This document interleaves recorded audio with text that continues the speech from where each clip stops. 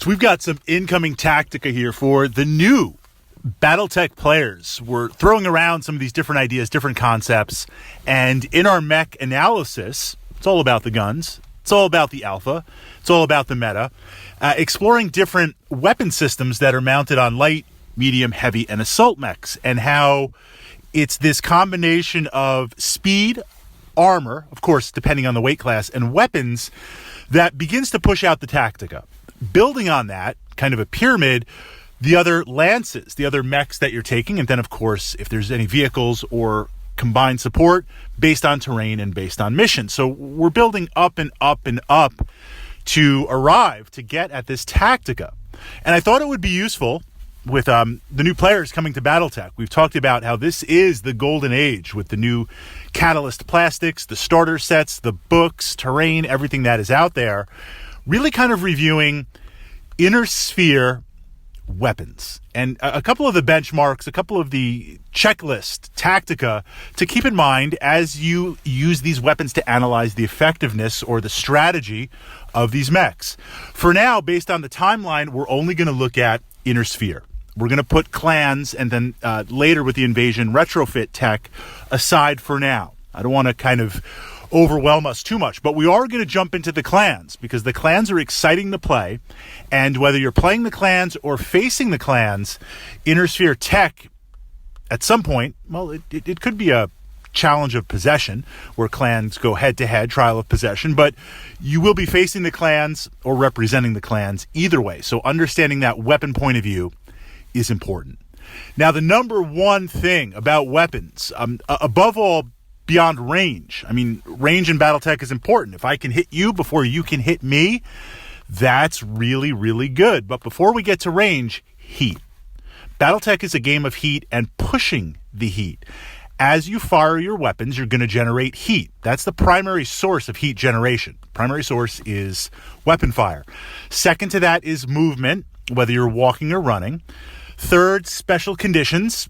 I don't know, you're walking through flames or something crazy. And then the fourth is kind of what if you have engine damage. I mean, that's crippling. It happens, but that's lower on the list. So when pushing this out, we want to be mindful of heat in that two things. How much heat can you dissipate? Well, I guess three. How much heat can your mech dissipate? Standard 10 heat sinks plus. Some mechs want to run hot. Some mechs can fire everything and not build up heat. Second, we want to keep in mind the distance. If we're far away and I have long-range missile launchers, I can afford to push the heat. That's different than if we're really close and I'm in range of your guns and you're in range of my guns. And then finally, how much do you want to risk? Do you have ammo? As you push heat, you can cook off that ammo and explode. You start having shooting modifiers, movement modifiers, things like that. That's a personal risk based on what else is going on and based on the mission. So the first thing when you fire a weapon, you look, how much heat is this thing going to generate? Now we move into range. And the inner sphere range, the big hitters are long-range missile systems, LRMs. They come in 20, 15, 10, and 5. That secondary number is how many missiles are fired, I guess each time you pull that trigger and send some missiles down the table. 20 missiles versus 15 versus 10 versus 5. The difference, of course, is in the spread of missiles and weight and how many slots it takes up. So you really, I'm sure there's a homebrew mech out there. Light mechs, they tend to take 5-packs, or you have something unique like the Valkyrie with a 10-pack. When we move into mediums, you have 10 and 15s. And of course, heavy mechs and assault mechs like the Archer, you have 220s, the longbows, 220s, 25s, and also the Atlas and the Cyclops, 20-packs. The long-range missiles, it represents this cluster that shoots out. So you don't automatically do that number of damage. You do a specific number of damage that's spread out based on how many missiles hit and based on how you roll on the chart. This makes things a little swingy. So if you roll poorly on a 5-pack, you're not going to do much. If you roll poorly on a 20-pack, you're still going to do some damage. You roll legendary on the 20-pack with that spread, you're going to be really, really fantastic. It also spreads out the damage because long-range and short-range missiles are weapons that give you the possibility to threaten multiple locations, as opposed to, say, a PPC, which we're going to look at. Particle cannon does a lot of damage, but it's 1-to-1. I fire one shot, it's one location. So that's something that's interesting with the long-range missiles. The other place Tactica LRMs is that they can indirect fire, meaning if you have a spotter, and we'll look in the rules, it's a little more complex than this, but I'm summarizing for that checklist. You have another unit, infantry, Karnov, warrior, locust, fast-moving mech, acting as a spotter. They're radioing in the position, and you can shoot over terrain. You don't need visible line of sight from the shooting mech. That's really, really nice. That's nice even if you have a Valkyrie getting into position with a 10-pack. It's really, really nice if you have an archer or a longbow or some sort of bombardier, a dedicated missile-type mech. So we see the long-range missiles. That's the longest range. Second to this now, you have your choice, ballistics or energy. PPCs versus autocannons. Now, the AC-2 has the longest range. Autocannons come in 20, 10, 5, and 2. That's how much damage they do. And it's kind of generalized whether it's the size of the projectile hitting you or whether it's a high rate of fire. You know, the narrative in the lore is different. There's different weapon systems that are out there. But an autocannon 2 does 2 points of damage, but it has the longest range. As we move up 5, 10, and 20, the range gets shortened, but the damage increases to where we get to autocannon 20, my favorite, which is the closest. You've got the biggest bang there, but you need to be practically point blank with range.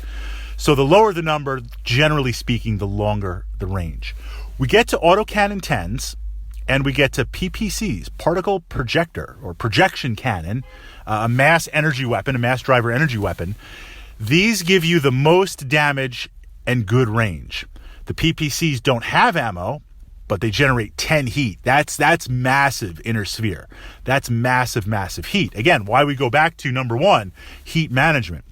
Second to that, autocannons, they don't generate a lot of heat, but you have ammo. You can run out of ammo or you can be critted. There's also, on a side note, what we see is now minimums for certain weapons. They take a while to speed up. There's safety measures not to fire close and get yourself in the explosion or the energy backsplash. So when you fire under the minimum, you add additional penalties to hit. Something to keep in mind with the missiles and the PPCs. Now we move into this middle bracket. Large lasers, medium lasers, and autocannon 10s and 5s.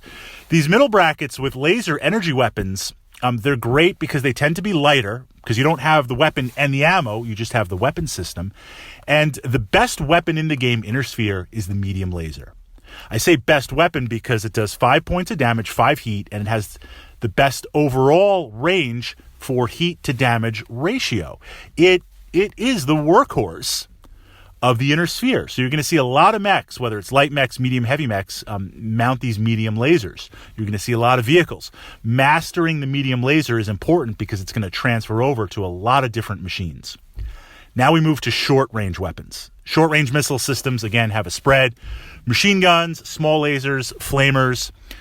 These are weapons that you are 3 hexes, 6 to 3, 2, 1. You're really close. And the challenge with these weapons, they don't do a lot of damage, but you can mount a number of them.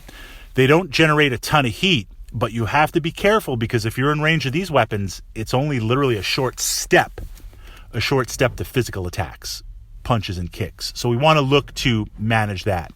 So that's kind of the bracket, and that's the segmentation down that you're going to see with these weapons, and that is the focus of how we begin to approach the Tactica.